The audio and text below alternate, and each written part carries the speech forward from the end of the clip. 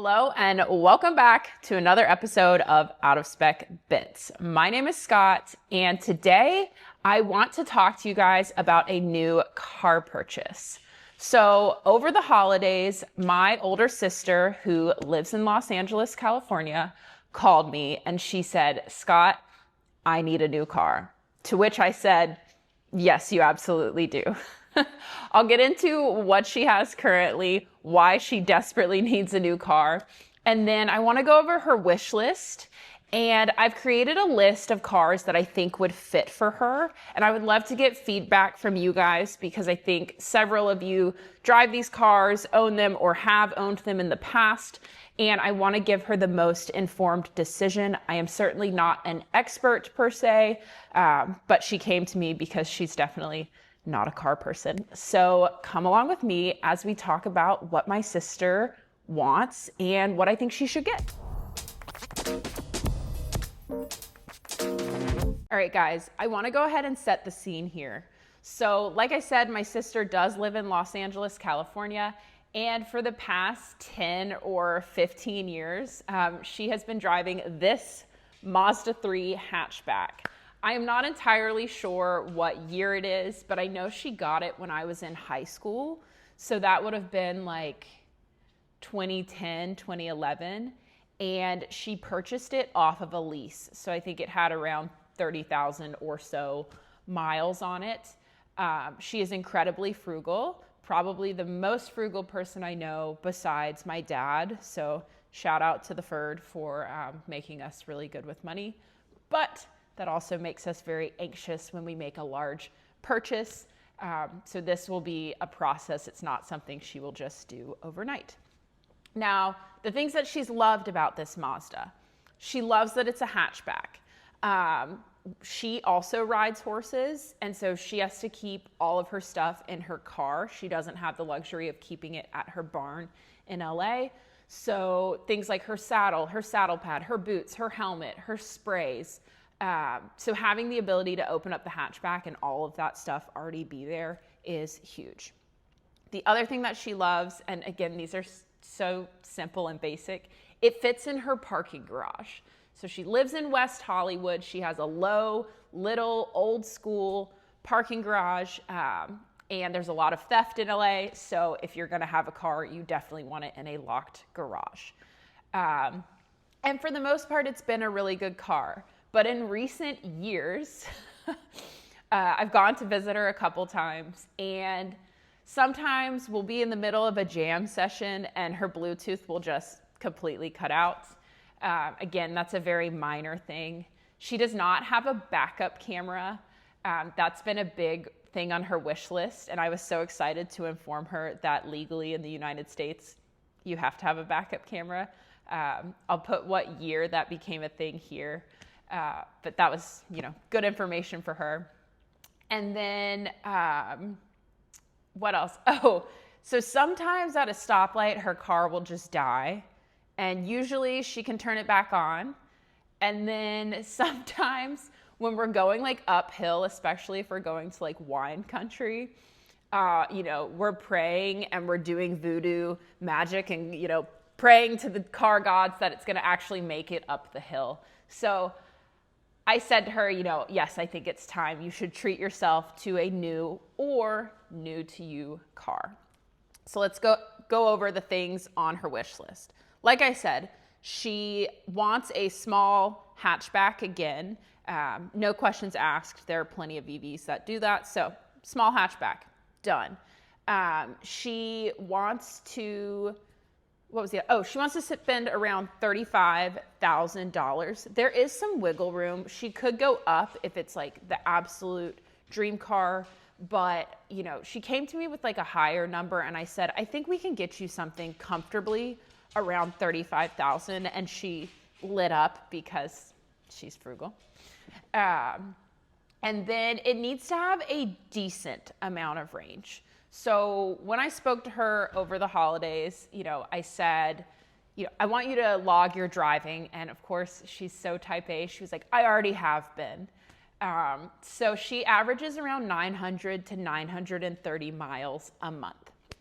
Now, Here is a little bit more information.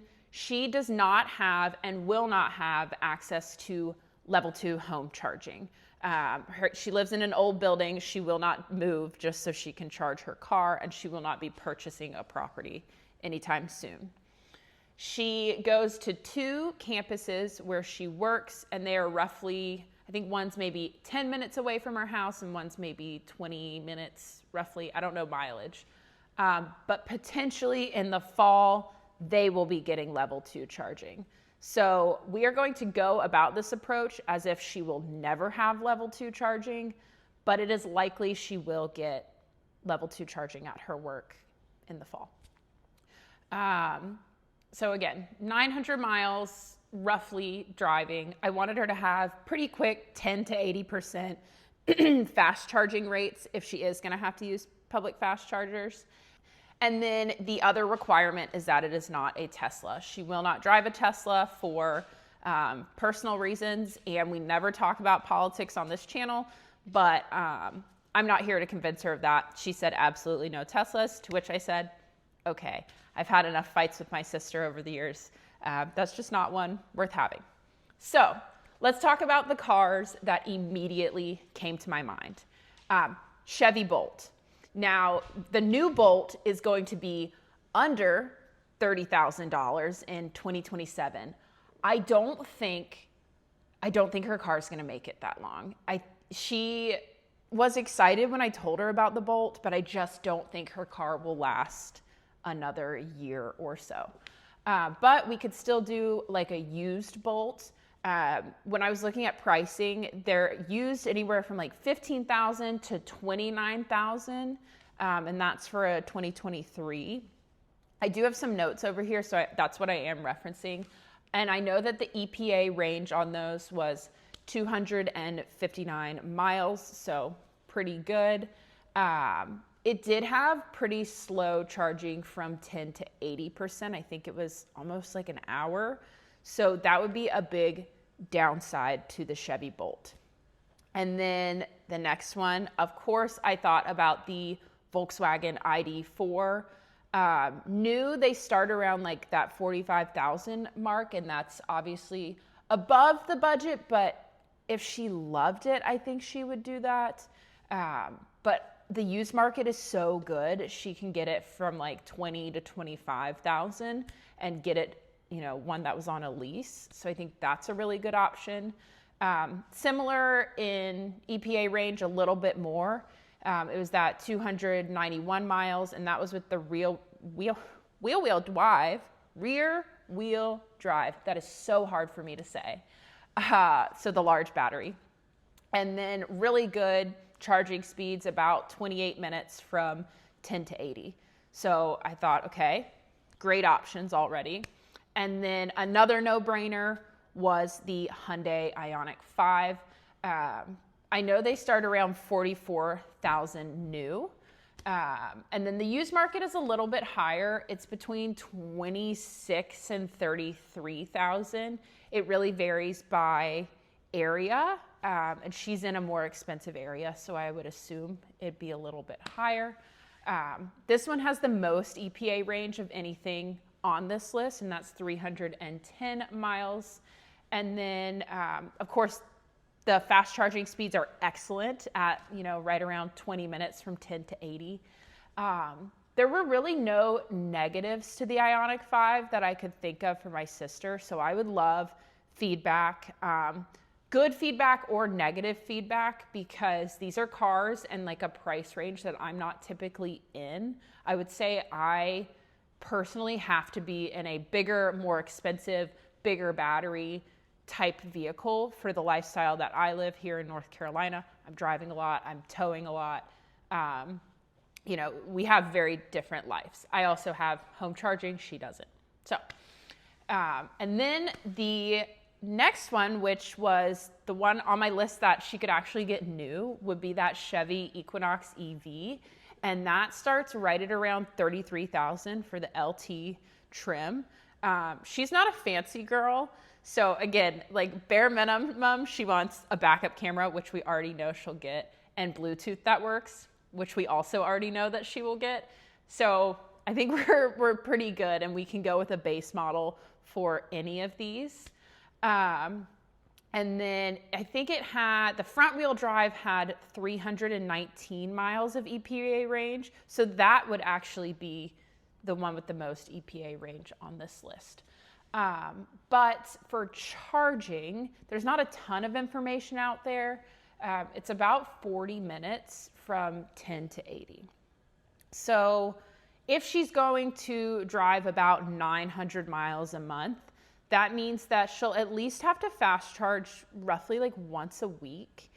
And there are a list of fast chargers in her area that I already looked up on PlugShare. You can see that here. And they're kind of near where she does errands. So I told her, you know, I used to live the only fast charger life, and it wasn't that big of a deal. Of course, we want for her battery health, since this will be something she will purchase and keep for a long time, we want to keep DC charging down. But she really wants an electric car, and she lives in a very populated area with tons of charging. So I think we can find her level 2 options after purchase. I don't think that's something that we have to harp on. But of course, I'd love to hear your feedback. Yeah, so we've got Chevy Bolt, Ioniq 5, Equinox EV, and the ID4. So those were the first 4 that came to my mind. And I would love to hear what you guys think that we should be looking at. Are there any big things towards this purchase that I missed? So she lives in an area where she doesn't have to have something with all-wheel drive or front-wheel drive. She can go rear-wheel drive. She can do base model. Just has to be a small hatchback.